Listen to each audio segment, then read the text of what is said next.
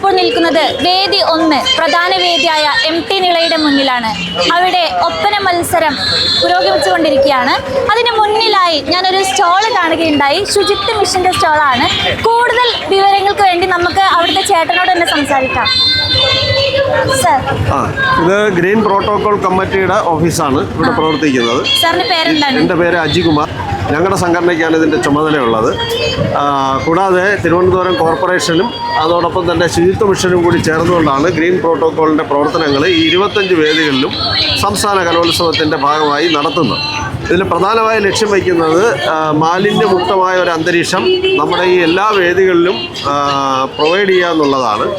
അതിൻ്റെ ഭാഗമായി കോർപ്പറേഷൻ്റെ ക്ലീനിങ് സ്റ്റാഫ്, ഹെൽത്ത് സ്റ്റാഫുകൾ, അതോടൊപ്പം തന്നെ കുട്ടികളുടെ ഏതാണ്ട് 600ഓളം വരുന്ന കുട്ടികളുടെ വോളണ്ടിയർമാർ, ശുചിത്വ മിഷൻ്റെ വോളണ്ടിയർമാർ, ഇവരുടെ എല്ലാ സഹായം ക്രോഡീകരിച്ചുകൊണ്ട് നമ്മുടെ ഈ 25 വേദികളിലും കലോത്സവവുമായി ബന്ധപ്പെട്ട് മാലിന്യമുക്തമായ ഒരു അന്തരീക്ഷം ഒരുക്കുക എന്നുള്ളതും അതിലുപരി കുട്ടികളിലേക്ക് ഇതിനെക്കുറിച്ചുള്ള ഒരു അവബോധം ഉണ്ടാക്കുക എന്നുള്ളതുമാണ് ഈ ഗ്രീൻ പ്രോട്ടോകോൾ കമ്മിറ്റി ലക്ഷ്യം വയ്ക്കുന്നത്. വലിച്ചെറിയൽ വിരുദ്ധ വാരമായിട്ടാണ് ഇപ്പോൾ ഇവിടെ ആഘോഷിക്കുന്നത്. അപ്പോൾ അതിൻ്റെ ഭാഗമായി വലിച്ചെറിയുന്ന മാലിന്യങ്ങൾ ബിന്നുകളിൽ നിക്ഷേപിക്കുന്നതിനാവശ്യമായിട്ടുള്ള നിരവധിയായ ബിന്നുകൾ എല്ലാ വേദികളിലും സ്ഥാപിച്ചിട്ടുണ്ട്. അതോടൊപ്പം തന്നെ നമ്മുടെ വോളണ്ടിയർമാർ ഇങ്ങനെ വലിച്ചെറിയാൻ മനസ്സ് കാണിക്കുന്ന ആളുകളെ തടയുകയും അവരിൽ നിന്ന് ആ മാലിന്യം ബിന്നുകളിൽ നിക്ഷേപിക്കുന്നതിനാവശ്യമായ പ്രവർത്തനങ്ങൾ ചെയ്യുകയും ചെയ്യും.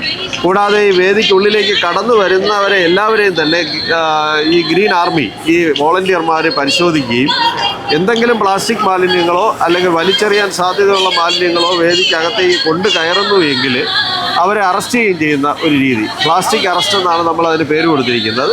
അവരുടെ സാധനത്തിൽ ഞങ്ങളൊരു സ്റ്റിക്കർ ഒട്ടിക്കും, ശുചിത്വ മിഷൻ നൽകുന്ന ഒരു സ്റ്റിക്കർ ഒട്ടിക്കുകയും അവരിൽ നിന്നൊരു 10 രൂപ നമ്മൾ കളക്ട് ചെയ്ത് ഇവിടെ വയ്ക്കുകയും ആ സാധനം അവർ വലിച്ചെറിയാതെ തിരിച്ച് അവർ തന്നെ കൈവശം വെച്ച് കൊണ്ടുപോവുകയാണെങ്കിൽ ആ ഗേറ്റിൻ്റെ അടുത്ത് അവർ ആ സ്റ്റിക്കർ കാണിക്കുമ്പോൾ ഈ 10 രൂപ നമ്മൾ അവർക്ക് തിരിച്ച് നൽകുകയും ചെയ്യും. അപ്പോൾ അതാണ് പ്ലാസ്റ്റിക് അറസ്റ്റ് എന്ന് പറയുന്ന സംവിധാനം. അതിലൂടെ നമ്മൾ ഉദ്ദേശിക്കുന്ന ഒരു ബോധവൽക്കരണമാണ്.